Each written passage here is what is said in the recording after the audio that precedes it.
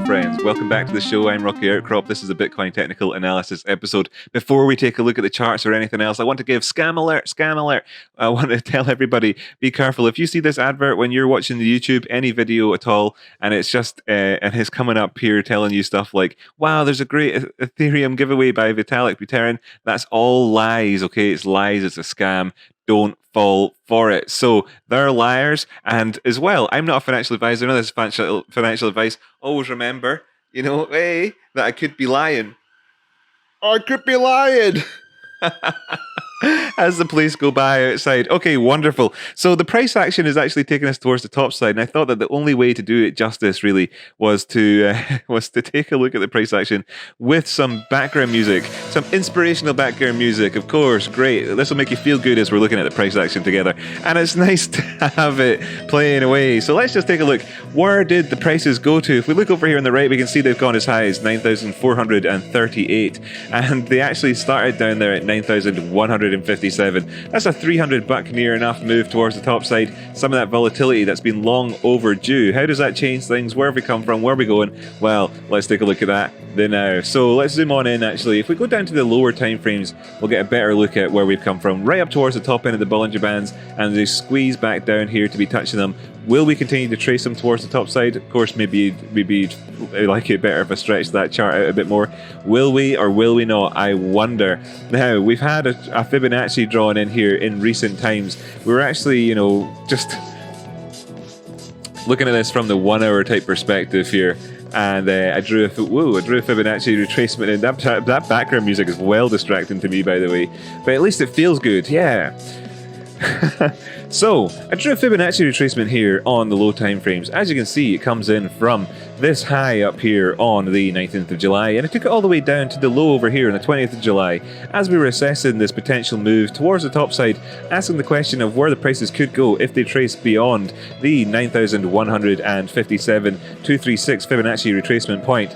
We pointed out a couple of mean things to be looking out for, that on average we find turnarounds at this point here, the 618 to 650.65 golden pocket area. Once we retraced back down the way from that, having achieved the golden pocket, we came down to the middle of the Bollinger Bands and found our feet in again back down here at the bottom end of the Bollinger Band. Then the prices moved towards the top side again, having actually managed to achieve a close just here above that 236 at 9,157. Then the prices moved towards the top side, and we actually came up here and wicked up towards that golden pocket area again, coming back down the way, achieving actually a close again above, and several closes above the basis line of the Bollinger Bands. We were resisted by the 200 simple moving average, as you can see in here, but we were also supported by the 50 simple moving average. That's what you want to see. Then we moved towards the top side again and actually managed to make a bit of a breakout. We were looking at this downward sloping fallen wedge area, and we were saying, hey, this could be where we might want to be looking out for if there's going to be a bit of a breakout, perhaps, so we could understand the context of it. And that's what we looked at in yesterday's video. The prices moved on towards the top side, and they got a little bit of an inflection area in around the 1618 from that Fibonacci retracement that we were looking at before. That came in at around about that 9,300 and what's that, 15 area, where we had our white fuzzy line just in this area. You could have called it 9,350 or 9,300, whatever, if you're just looking to make things nice and simple in your own technical analysis brainio. Then we were not quite done with the prices. We actually found ourselves moving further on up. And where did we find ourselves? All the way up here, as high as the 2618. That was the prices coming in there at 9,431. Now, ever since then, the things have not actually operated quite so positively, and we've had a bit of a retrace since. So if I just go back to the audio library, we can try out song number 2. Oh, it's already playing it for us. Cool. This one's called Rage, and it's dark. So, so thanks YouTube with your audio library. Great. The prices haven't managed to maintain themselves up here in the top end of the Bollinger Bands, retracing back into this area down towards that 9618 or the 1618 where our fuzzy line is. And the questions do actually kind of start to come together now. We've kind of answered some of the questions from yesterday's video. If we were to move towards this area, would we get the full move off the back of it? Let's just dive up to a higher time frame so that we can study this sort of 4-hour red candle here that we have on the charts. It was green before it, it's currently green after it. But what did we have? We had, well, the potential for a measured move if we look at this fallen wedge. And where does that come in at? Well, there's a couple of different ways of measuring this thing. If we were to stick this orange line here and use it as a measuring stick over to the left. The background music is messed up. Let me know in the comments down below if you're enjoying the background music. Hit that like and subscribe button if you've just joined me here for the first time. By the way, I know that half of you haven't subscribed to the channel. I can see it in my analytics there, so don't think you're getting away with it. If we take that measuring stick there and stick it up above where the current breakout price action came in at, then we can do some of that old madness here in the 4-hour time frame and say to ourselves, well, where could this have possibly gone? On the one hand, you've got the very most rudimentary style of looking at things where if you're being really kind of overly greedy and optimistic and FOMO-tastic, you might have thought it might have gone all the way up to 10,135 purely off the back of this right away, straight away. Well, that's not happened yet. And if you were to use that sort of textbook style, then you could have looked towards that 9,600 to 9,700 area, where we were also looking at there being a 50% Fibonacci retracement point there, on the way up, and the previous price action coming in here at 9,700, but there was definitely a barrier to entry on that piece of business, and what it was, of course, was this 9,450 high, and then we've never managed to actually get up here and close above what is indeed this green line here, the 382, having moved up above the 9,195,236 Fibonacci retracement point that we had on the charts. We came up to the 382, which comes right in at that 9,430 area, and didn't succeed at closing above it. In fact, we wicked up to there and then turned around. A great place for taking profits if you're long in it, or even opening up shorts if that's what you're wanting to do, to see the prices move towards the downside here, coming back down to the Bollinger Band, as you can see on the 4-hour time frame. Let's take a look up again even higher and see how this shapes up for us on the 24-hour time frame, and maybe put on a bit more sort of like neutral music, or music that kind of goes along with our expectations of things, or whatever you'd want to call it, and say that while we've come up towards the top end of those lower time frames, actually maybe you should go to 12 instead of skipping past it. As you can see, we've come right up towards the top and started asking questions here, right with body closes in and around the top end of the Bollinger Band. When we make it up to the 24-hour candles, you can see that while we've wicked up towards the top end of the Bollinger Band, we've not actually gone up there and got any candles in amongst it, really closing about it, which does actually give us a couple of opportunities to assess where the price could be going. Now, the background music is doing my head in. This one's called Heads Up, though. It's gone back to being inspirational. Maybe instead we want bright. I don't know. Let's go for bright. And busy, maybe. It's a bit busy for us as well. I don't know. That's what. Let's just see how it goes. So, bright. What is the chances then? What are our chances? How are we looking? What do we have ahead of us? Could we actually push on, achieve that 9,450 dream, and start moving towards the top side? And if we did, where would we go after that? Well, right in the minute, what we have is, of course, this red dotted dot here, and that is the 50 simple moving average. Now, I only have 2 moving averages on the chart right now. I'm sure you're interested in where the other ones are. If I just bring up the options up here, then I can, of course, go to the settings over here on my string of moving averages and add them back on, so that we can have the 21, the 55, the 144, and the 233 all on the charts at once. Excellent. And if we look down towards where we can see the 21 coming in at, that's actually all the way back down here, because we've had this sideways price action for quite a while now, and that's leveled off the trajectory of kind of most of the moving averages in the short, and most of the, don't be silly, it's leveled it off on the moving averages across different time frames. Of course, if you're looking at the low time frames, then the bigger moving averages are kind of flat at the minute. Maybe it'd be better off not having the audio music on there. Let's just choose another one. Motor hums. What's that like? If it starts playing ever. So because we've gone sideways for so long, it's given the EMAs there the chance to kind of level off a wee bit. So on this bigger time frame of the 24 hours, then looking at the 21 EMA and the 55 EMA and the 20 simple, which is also relates to the Bollinger Bands getting flat. Not so sure about that one. Not impossible. What do we want? Funky, happy, bright, dramatic? Dramatic. Yeah, dramatic. Let's go for dramatic now. Right, so while the Bollinger Bands have actually managed to... this is a bit rank. We'll have to skip right into it. Okay, cinematic dark. Right, cinematic and dark. Let's go for it. Number 8, Requiem. So yeah, while we've had this, oh my god, it's taken me so long to get a simple point out.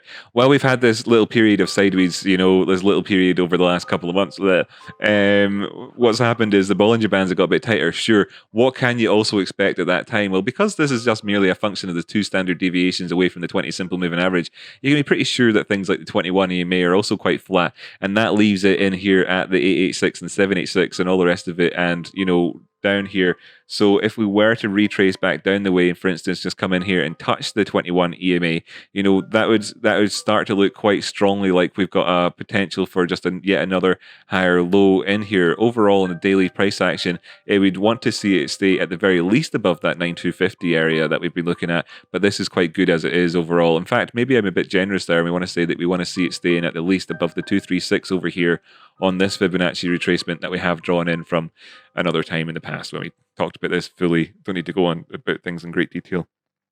Really, that's what it boils down to. I want to jump down to the lower time frames though, because that's where we've come from and that's what we're looking at. Ho, ho, ho.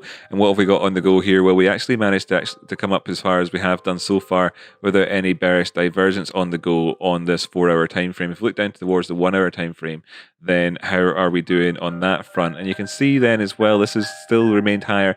We were able to put in this last high here up here without having bearish divergence on any of these really.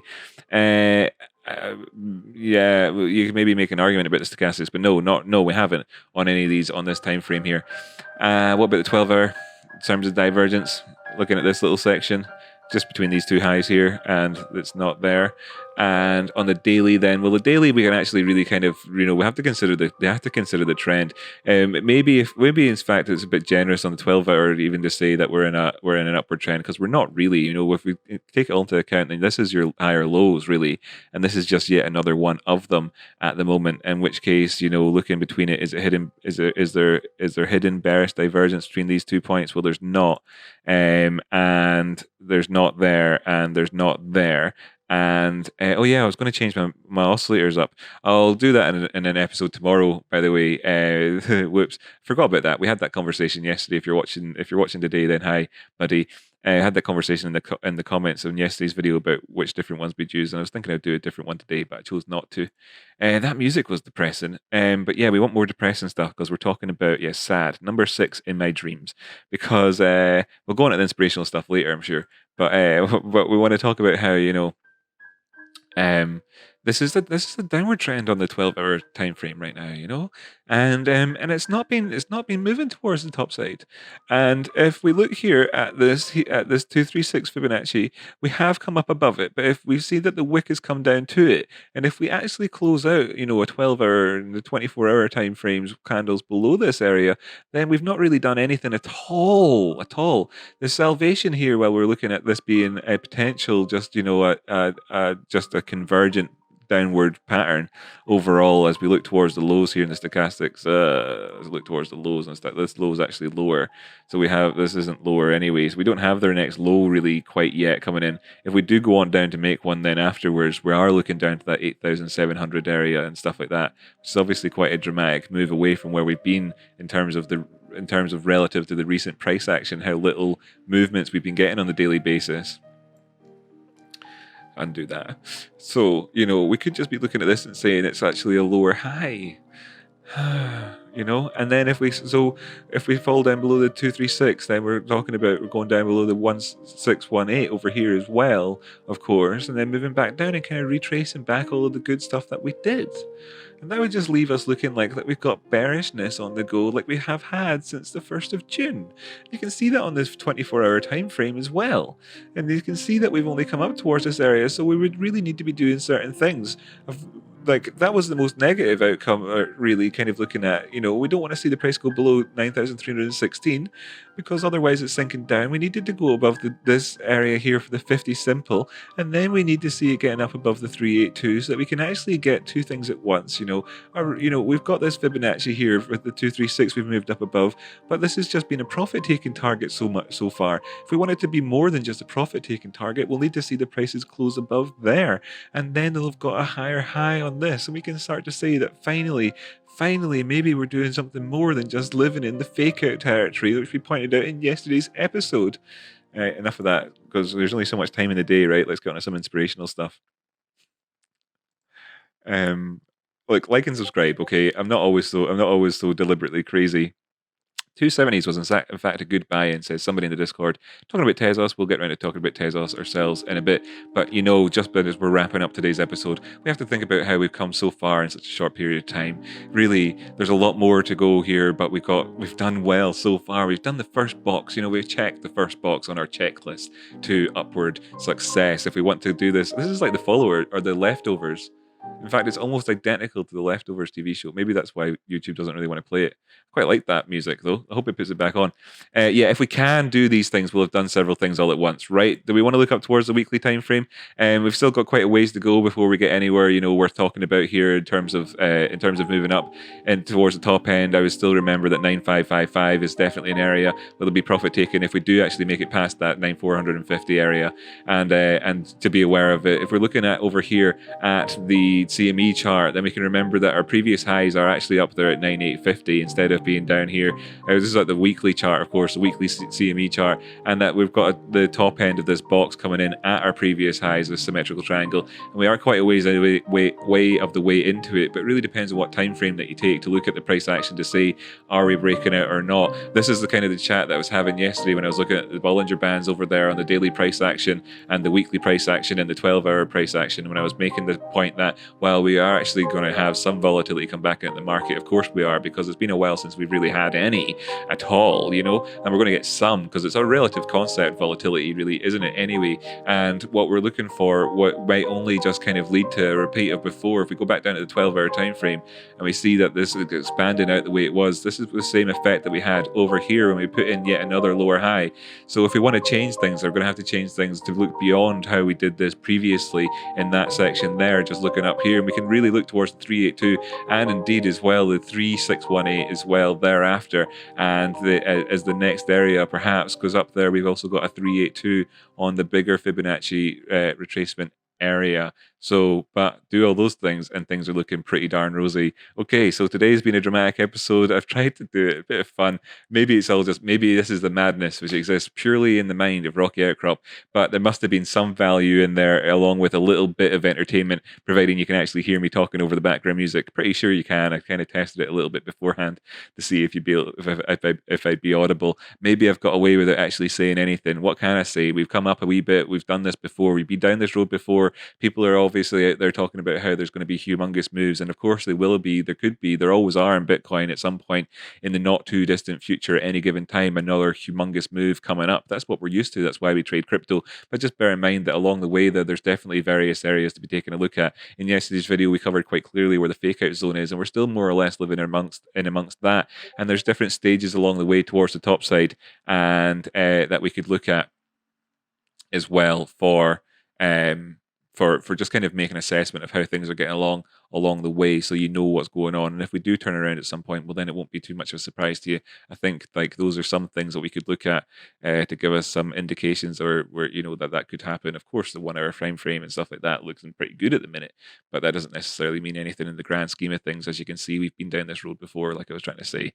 So we'll just see how it pans out, and we'll not get too FOMO and greed-tastic. We knew that we could be here. We knew that people in the rest of the world would start like tearing their clothes off and running out into the street mad, but we'll approach this a little bit more calmly, shall we? Thanks so much for tuning in. Really do appreciate it. I'll catch you in the next episode.